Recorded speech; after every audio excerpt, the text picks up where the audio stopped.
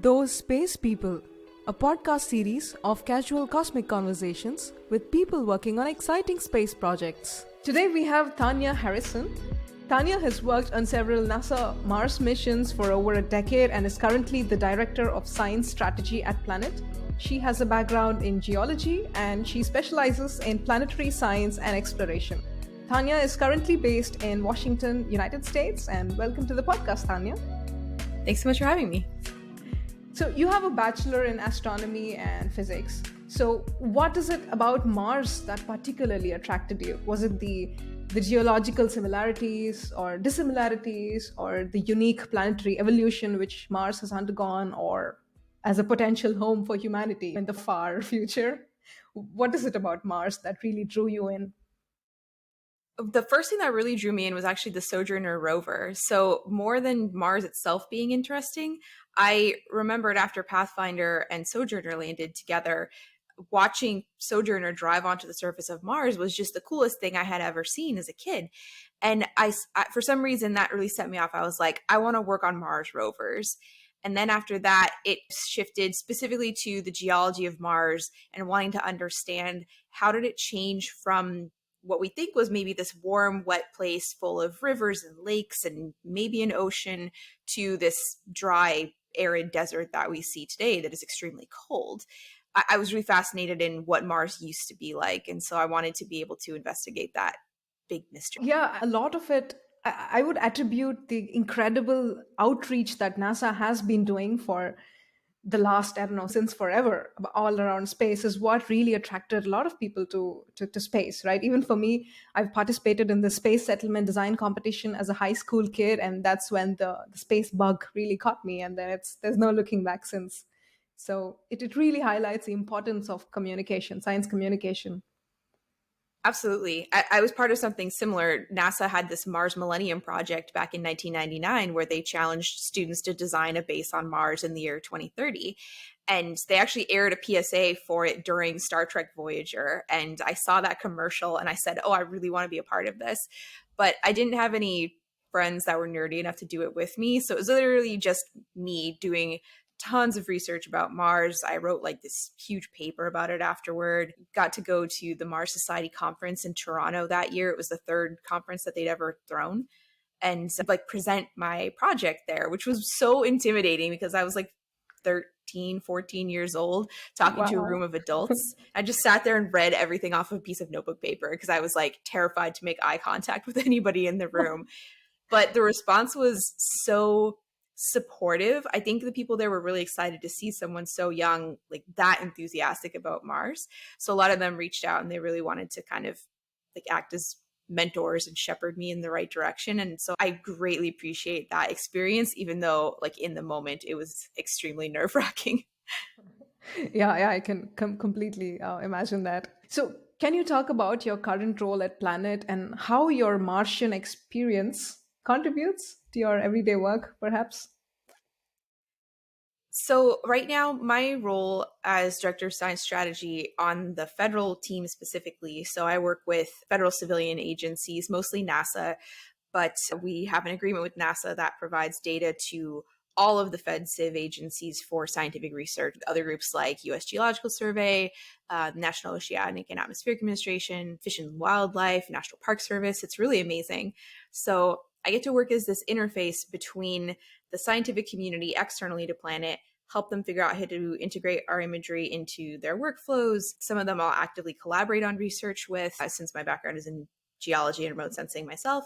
And then I take that information and I feed it back into the company in terms of finding people that might want feedback in terms of product development, any of our interfaces that users might interact with, if there's something that people have suggestions of changing, or maybe there's a bug that keeps coming up that we could fix. And just from the standpoint of trying to meet Planet's mission one, which is to use space to help life on Earth.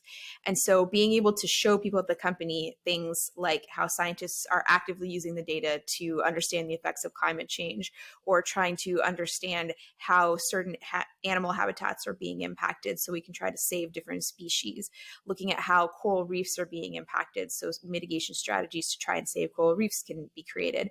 It's really rewarding for them to see that the company is achieving the goals that they set out to through the science community. It might seem a little bit of a huge right turn to go from working on Mars geology to working on Earth, but there's two big things that come into play here. One is that the geology of all of the rocky bodies in the solar system, be they planets, moons, asteroids, is very similar. So if you understand what certain features look like on one planet, you can take that and apply it to another one. We know what volcanoes look like on Mars because they look exactly like volcanoes on Earth. We know what craters look like. We know what channels that were carved by water look like. So usually when you're studying something like planetary science, you get a foundation first in terrestrial geology, so stuff on Earth, and then you apply that to Mars through analogs that we see on the Earth that look like stuff on Mars. The other case is cameras are cameras regardless of what they're pointing at. So a lot of my work on Mars missions was working in mission operations for cameras on satellites and rovers. And so I have a really good understanding of sensors inside cameras, optical systems, commanding these sorts of camera systems. And so I'm just doing some of this, not exactly the same thing because I don't operate any of the satellites at Planet. That's a different team. But I can take my knowledge of how cameras work and how satellite imagery works and how to interpret satellite imagery and take all that experience from Mars and apply it to Earth. Okay, great. So when you're talking about the impacts of space on life on Earth, do you also contribute to this? Because there's this really amazing metric put out by NASA and also ESA, where they talk about how every dollar or every euro invested in space contributes to X dollars in GDP. So do you also contribute to these metrics or these kind of studies in any way? Not directly. There might be researchers that are using our data that contribute data to that sort of study, but it's not something that we've participated in actively. Okay, great. I saw your latest tweet about transitioning from the academia to the industry, right? How including a slide from the marketing team kind of triggers your internal plagiarism checks. So that was what other challenges have you faced when you transition from the industry, from the academia to the industry? That's a good question. Yeah. I'm not sure I had that many challenges because I actually worked in industry before. So I took 4 years off between my master's and my PhD working for a commercial company that conveniently also built cameras for satellites, but only for Mars at the time, and a few other planetary missions for NASA. And so right out of my master's, I was doing that. And then I went back to get a PhD and then did a postdoc and then worked at Planet. So I already had some experience in the working 9 to 5, having certain metrics that you have to meet that are maybe different from the kind of metrics that you would have to meet on the academic side. I would say more than a challenge, the biggest shift, like mental shift, has been it is so much harder to have any time to focus on one single project. And that could just be a factor of my particular job. If I did something like my only job was mission operations or my only job was image processing pipeline or something like that, I could really hone in on it. But since I'm working with so many different researchers on so many different projects, every half hour of my day is chopped up by different meetings and telecons and stuff like that. And so it can feel like you're not being very productive. You're busy, but not productive. And I miss having the ability to just completely pour myself into a research project and just take a week, write a paper, or sit down and dig through the imagery and do some investigations. I don't have the time to do that anymore. So I live vicariously through all the scientists that are using our data. And I'm like, oh, this is so cool. Oh, this project's so cool. Oh, I'm really glad someone is doing this thing because I would love to do that, but I have no time. So that part sucks. But other than that, I love what I do, and it's so exciting to be able to work on so many different projects or get exposed to so many different projects because it means that you're so busy, you also never get bored and you never know what you're going to see from day to day. It could be something about walruses or whales. It could be something about like urban development. It could be something about agriculture. It could be something about how the Arctic is changing. It's all exciting. Some of the stuff is depressing, but it's cool to see what we can see from space. Yeah. Now that you mentioned the Arctic, right? There's always been a lot of criticism against the money we pour into space research or space exploration. And now especially we had this amazing month of the Virgin Galactic and the Blue Origin kicking off space tourism again, bringing all the excitement around space tourism. But again, they've also been facing a lot of criticism from the climate change perspective. So do you think this criticism from the climate change perspective would eventually trickle down to space research, even though the amount of money that we're pouring into it is very little compared to the other spendings of the government? Especially now that there's a strain on economies across the world after COVID, how do you think this would impact our spending on space research? I think we're already seeing really negative attitudes from the environmentalist climate change community. And it's really a shame because there is so much of what's being done in space that is directly being used to understand the impacts of climate change and to help things happening here on the surface of the Earth and to help humans directly. But the narrative has been really twisted between hatred for billionaires, which has been translated into hatred for space. And it's so sad to see. It's just poisoned the idea of why so many of us have gone into the space sector in the first place. And it is because we want to build a better future for humanity and we want to help everyone. And space gives you a really unique way to do this. So I don't know what the solution is to bridge that gap, but I think it's a critical one for us to try to close, because if this attitude only gets worse as the effects of climate change get worse, we could see a backlash in terms of reduced funding from space agencies unless they really make a strong push to try and be better at communicating how space is benefiting life on Earth. And that's easy to do with things like Earth observing missions. We can say we're monitoring the weather with NOAA satellites. We're monitoring the surface of the Earth every day with the Landsat satellites. But then you take something like Mars and you ask, well, how does this benefit life on Earth? And I would say this is something that gives a lot of inspiration to people to go into STEM fields, even if they don't work on Mars missions. I mean, I worked on Mars for 10 plus years, and now I'm very directly working on something that benefits life on Earth. I have other colleagues who majored in planetary science, did master's degrees, PhDs, and now they work for space agencies around the world or Natural Resources Canada. So they're actually actively studying the Earth, but it was space that brought them into that in the first place. And it also gives us a really creative way to think about problem solving. You aren't so constrained when you're thinking about how to solve a problem in space because you can pitch crazy ideas for things that you want to do for people to live on the moon or Mars. And if you pitch that same idea to help life on Earth, it might be dismissed as being too wacky, too out there, too expensive, too futuristic. But you can try to bring those together and meet somewhere in the middle. It doesn't have to be this crazy futuristic idea that we'll put in place on Mars 50 years from now. If you have the idea and it's something that could benefit Earth, like carbon capture technology, for example, we need that on Mars to generate breathable oxygen. We need that on Earth to reduce CO2 levels. So why not work together to do the same thing?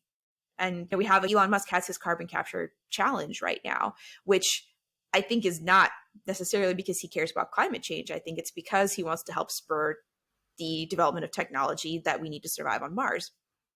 But we're killing two birds with one stone. You're using one thing on one planet to help solve the problems on another planet. Yeah. Yeah, this is akin to this, not philosophy, akin to this perspective of Starship Earth, essentially viewing Earth as a huge spaceship, as part of space, and not really having a boundary between space, outer space, and Earth. Solving, like you said, two birds with the same stone. So two problems with the same idea. So now planetary research is mostly undertaken by space agencies across the world. Do you see at any point in future planetary research making a business case for private companies to also participate? Because, for instance, we only had space agencies do space stations like the Mir or the ISS or now the Tiangong, but a commercial space station is being planned in the next 10 years. Do you see this happening with space planetary research at some point? I think that's tough. Like research specifically, I think we're a really long way off just because it's really hard to have an economic tie back to Earth for studying things like the history of life on Mars or trying to figure out whether there's life in the oceans of Europa. It's a really important question for us to answer, but unless it's just a billionaire funding this because they have their own personal aspirations of wanting to answer these questions, it's not something that you can necessarily build a sustainable company around. And that's the key there. And that's where some sort of impetus from the government needs to come from. Like right now, you have a lot of commercial companies that are working on lunar stuff, but a lot of that is because you have programs through NASA, like the Commercial Lunar Payload Services program, CLIPS, that is driving research in that direction or driving technological development specifically for the moon. So it's a partnership. The government kind of sets the direction of where they want to see things go. They can provide the initial funding to motivate companies to do that. And then the companies need to build the ecosystem that is then sustainable, hopefully without the majority of the money coming from the government.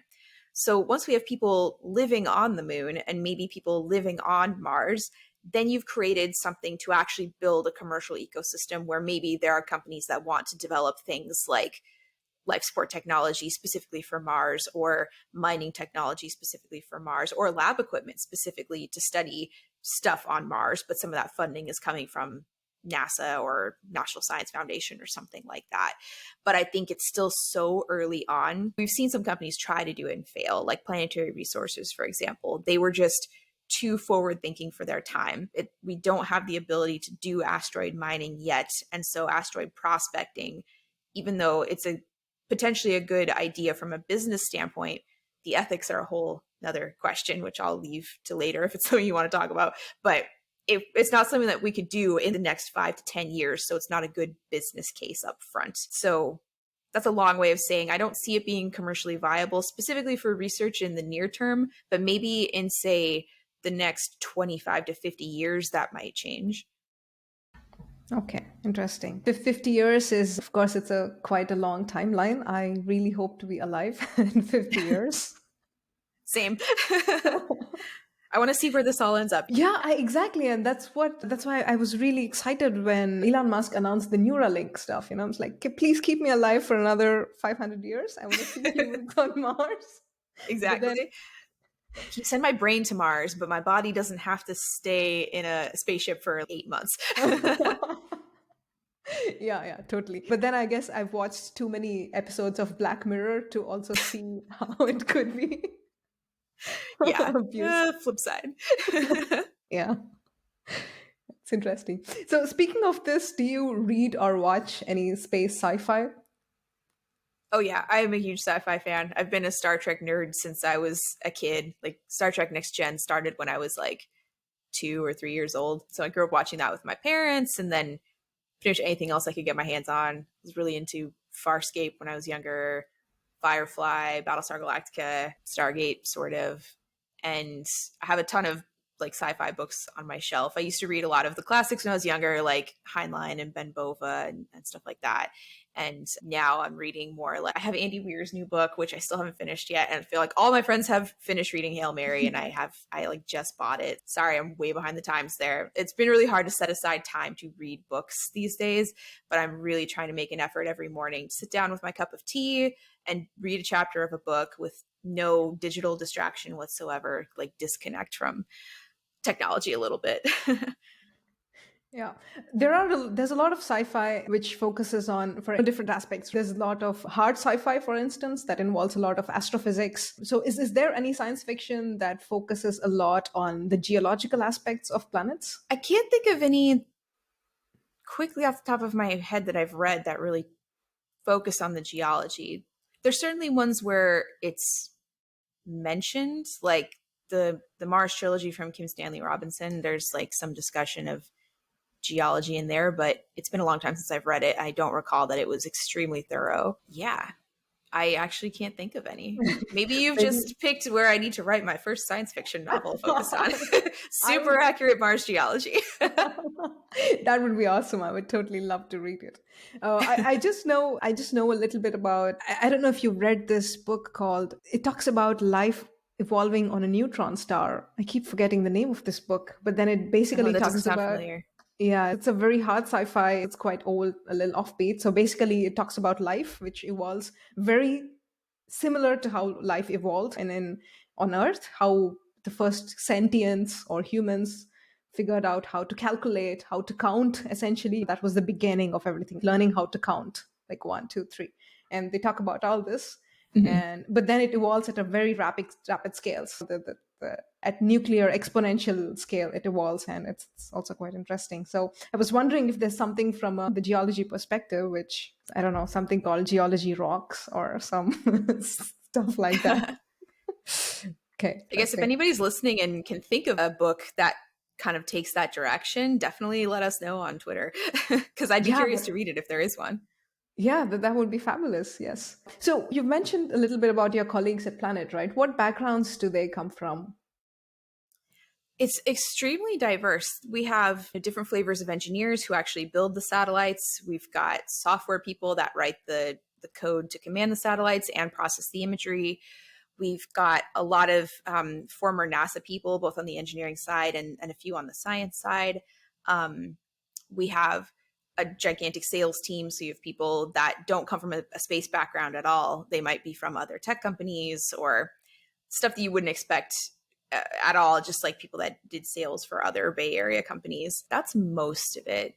And then, of course, human resources, accounting, like anything that any normal business would need. So it's cool to see the wide array of backgrounds. Like I would say at least half of the company doesn't have a traditional space job that you might think of when you think of things like rocket scientist or planetary scientist, but now they get to work in the space industry. So there's a lot of different pathways to get into these companies and do something related to space. Yeah, that's cool. Also, I'd like to talk about, you're also a great proponent of having diversity in the space sector.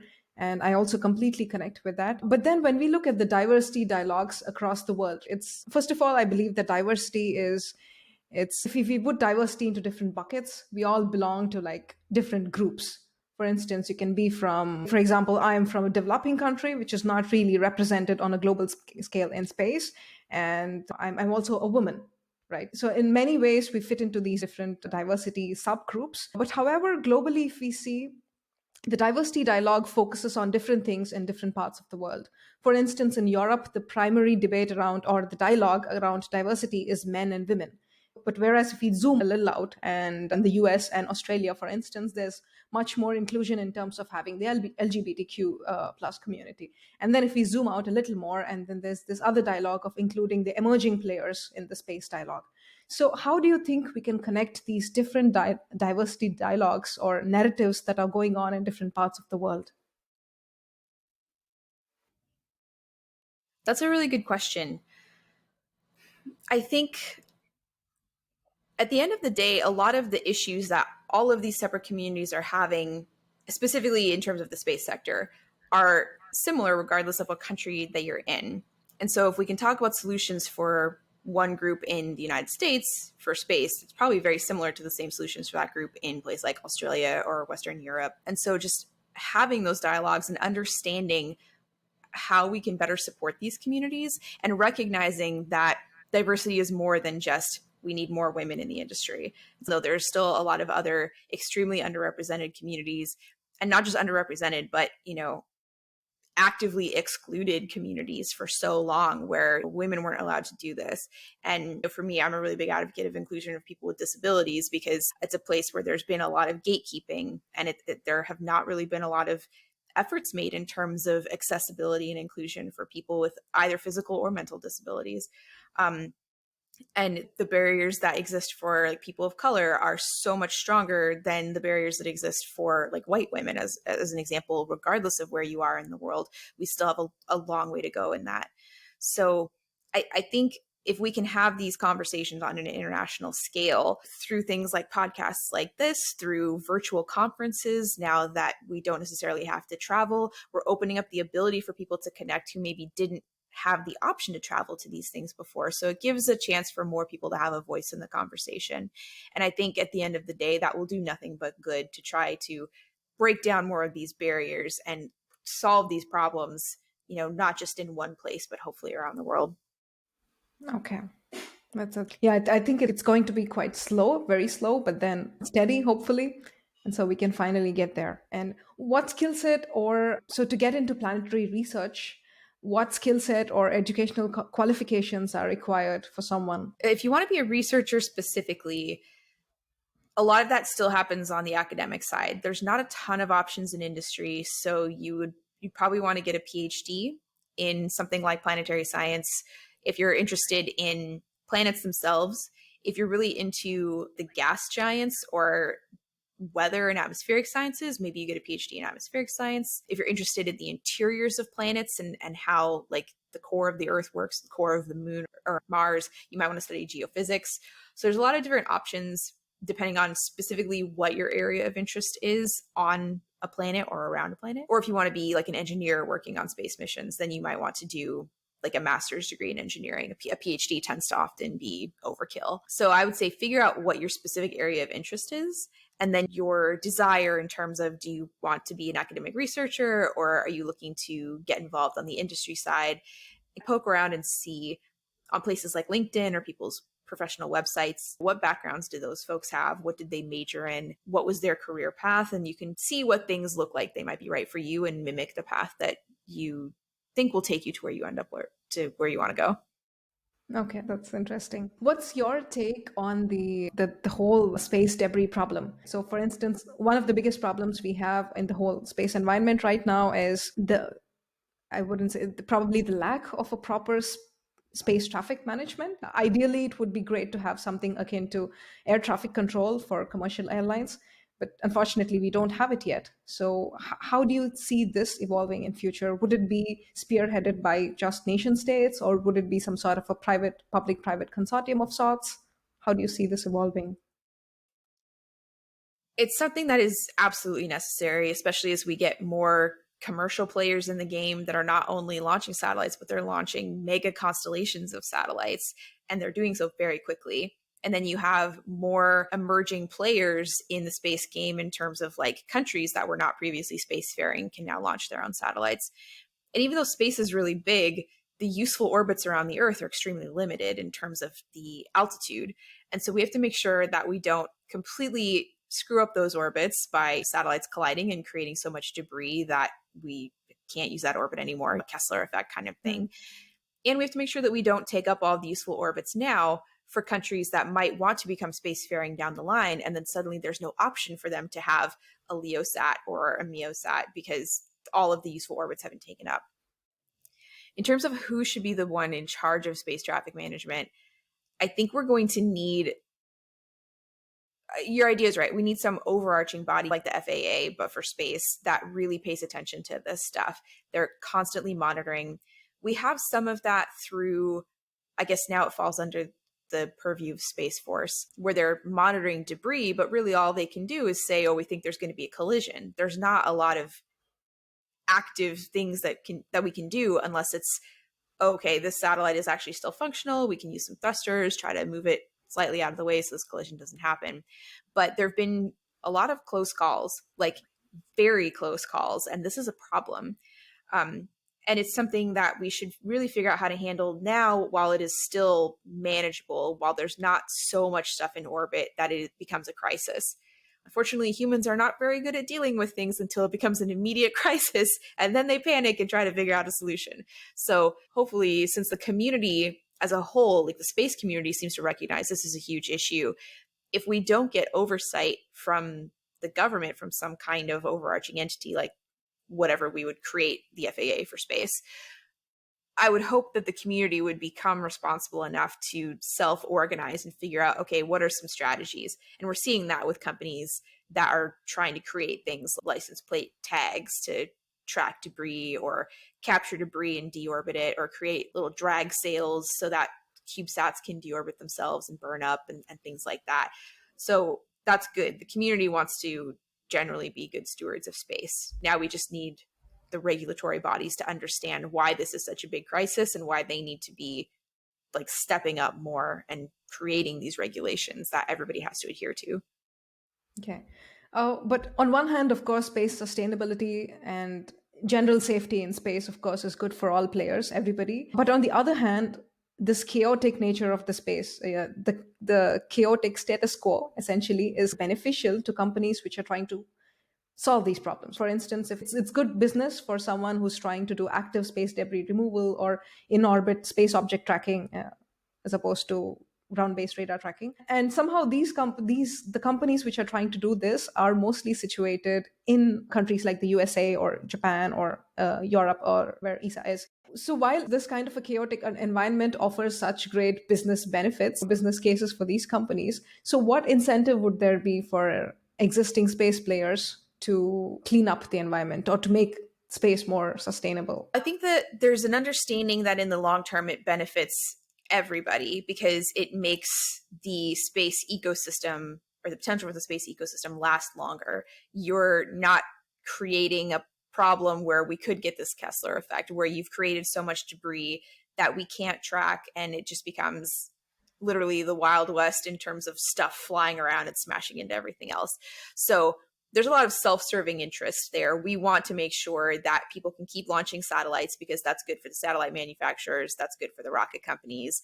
It's just good for the whole space economy. There's definitely a case to be made that the lack of regulation sort of makes companies happier in the very general sense of, oh, we can do whatever we want. That's a very capitalist argument that you'd probably hear in a lot of places in the United States, maybe elsewhere, but it's certainly an argument you hear a lot in the US to be like anti-regulation. But I think a lot of companies in the space sector also recognize that the regulation is inevitable. Something is going to need to be done. And so they imagine that some body is going to come in and have some rules.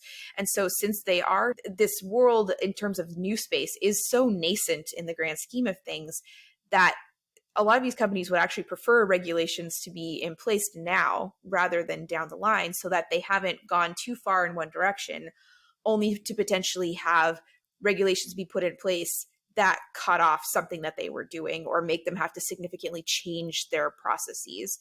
And so it's actually a really good time right now, again, because we are so early on in the launches of these mega constellations. In particular, that's the one thing that obviously everybody's really concerned about. We have the chance to step in now before we have tens of thousands of small sats in orbit and we suddenly don't have any real legal way to deal with them. Yeah, that's true. But it's very interesting how everything would pan out, because space is so dynamic, even not only from the perspective of the engineering perspective, but also the entire regulatory, the business aspects are volatile and emerging every day, that it's really exciting. Definitely. You never know what new company you're going to see pop up and what they're going to focus on. And I think that's sort of the cool thing about being in the new space industry at this specific point in history. Yeah, that's fab. And also for me, I think one of the most unexpected business cases was this company. It's been around for a while. So they do these memorial services, space memorial services. So I think there's a couple of companies in the US and probably in Australia where they essentially they take ashes of your loved ones and then give them a memorial in space. So for me, that was like, wow, how come I didn't get this idea before? It's so cool. Thank you very much, Tanya. It's been really interesting. It's fabulous to meet you, and I wish we could speak again. I wish we could meet sometime in person. And one last question: if space enthusiasts or young professionals want to get in touch with you, what's the best way to do? You can find me on Twitter as @TanyaofMars, TANYA. Throw some people off with the spelling every once in a while. It's a great way to see what's going on in space. Lots of opportunities that I'll post or retweet for internships and scholarships and activities people can get involved with. Or you can also contact me through my website. There's a form there at tanyaharrison.com. Great, wonderful. Thank you so much for giving your time, and thank you very much for being on the podcast. Thanks so much for having me. This was great.